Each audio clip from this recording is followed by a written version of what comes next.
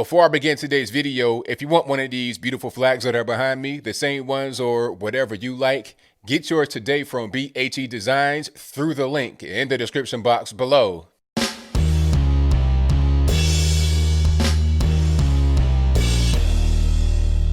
How's everybody doing? My name is Anthony Brian Logan, and today we got to talk about a super woke elementary school class in Cupertino, California, which is in the San Francisco Bay Area. Now, before we get to the article, we got to read through it. There's some charts and graphs and pictures that are kind of crazy. Nothing explicit, just crazy. Before we even get to that, I have to ask one question. Is it appropriate to teach third graders, we're talking about 7, 8, 9-year-old kids, about sexuality and racism, transgenderism, and things like that? Is that appropriate? Because when I was a little boy, I was reading Goosebumps books and going to the book fair and getting big erasers and pencils and, that kind of thing. I was not worried about, who's gay or straight or this or that. That was just totally outside of my wheelhouse. I had no idea about anything of the sort. But in California, they're teaching that to little children. Is that appropriate? We're going to get through this article to see what's going on, just so you understand the depths to which these people on the left would go to brainwash your children. And you see the headline report: public school instructs third graders to deconstruct their racial and sexual identities. Let's pause in the headline. Just straight away, pause in the headline.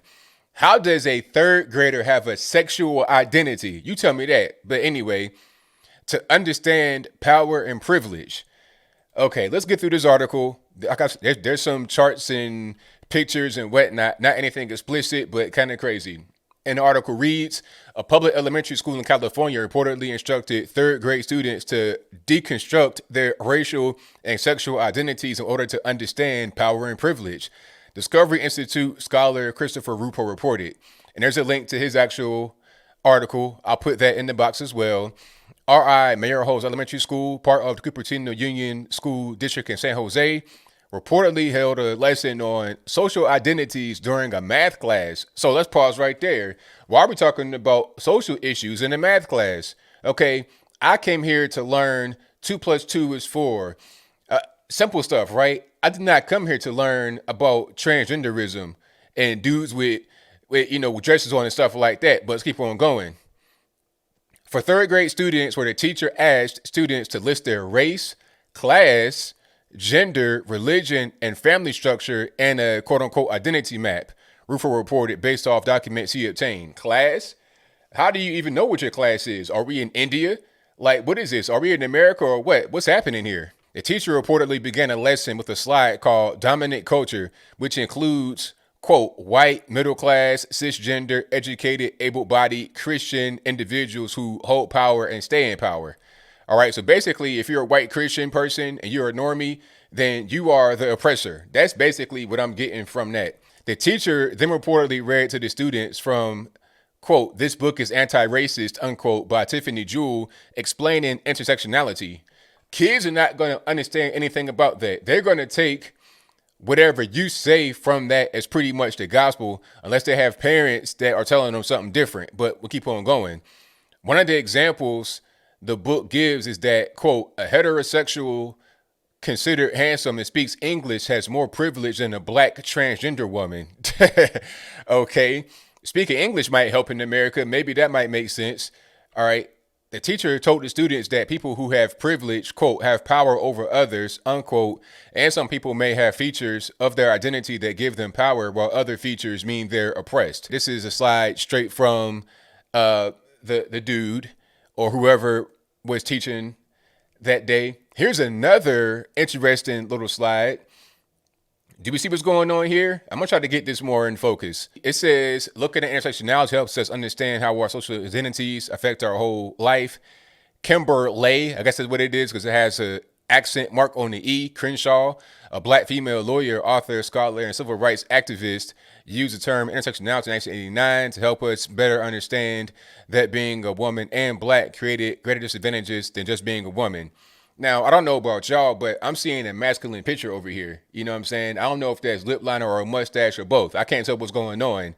All right. So I'm seeing some propaganda straight away. I'm seeing a picture that appears to be that of a woman, but looks kind of like LeVar Arrington, Ving Rhames, Michael Clark Duncan, all of those guys combined. But I'm going to go ahead and digress. This is a whole big mess. Straight up and down. Let's get back to the actual thing here. Those with privilege have power over others. Not everyone has privilege. Folks, FOLX, who do not benefit from their social identities, who are in the subordinate culture, have little to no privilege and power. Some of our identities hold privileges and disadvantages. But because I am a female, I do not have the same privileges as a cis male has. I am more likely to be overlooked for a position of leadership and get paid less for the same amount of work. While many cis heterosexual men can confidently walk alone at night, I cannot without feeling some fear that I may be harmed.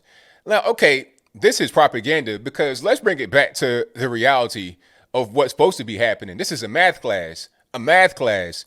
So why are we talking about social issues in a math class? 1 plus 1 is 2. 2 plus 2 is 4. Okay? We're supposed to be learning about, division, multiplication, subtraction, addition, not, the whole myth about the gender pay gap and stupid stuff like that. They're so crazy. But we'll keep on moving. Let's get back to the article. Students were reportedly then asked to create an identity map where they would list their race, ethnicity, class, gender, and age. Genders listed included female, male, non-binary, cisgender, and transgender. Students then had to circle the identities that hold power and privilege on their maps, according to Rufo. White, middle class, cisgender, male, and Christian were reportedly among the characteristics listed as having power and privilege. So my question would be this. If they circle something else outside of those right there, white, middle class, cisgender, Christian, what if they put down black or transgender or whatever? Would that be considered wrong? So you're telling these kids that if you are not white, then you're lower class. That's called brainwashing. And why is that an appropriate thing to do in school at all? Why is that considered to be okay? I don't really understand how that is allowed to continue. Okay, here's something else. Your social identities, your languages, as in English, Canto, Spanish, Japanese, Korean, not Mandarin for some reason. It's kind of weird. Anyway, religious beliefs, Jewish, Christian, Catholic, Buddhist, Muslim, nationality. Okay, are we in the U.S.? But anyway, abilities, able-bodied, differently able, family structure. Here's something interesting. Parents still together, parents separated, mom and dad, single parent, 2 moms, 2 dads, foster family, non-parent caregiver, step-parents. I mean, where are we really going in America? It's kind of confusing. Students also had to write about 2 of their identities that hold power and privilege and 2 identities that don't.